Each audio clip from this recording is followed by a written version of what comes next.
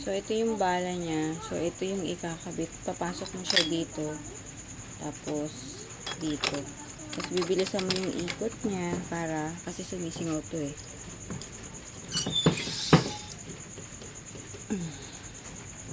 Tapos, sabay mo siya aalugin. Aalugin mo siya hanggang sa hindi mo maramdaman sa loob na may naaalog pa.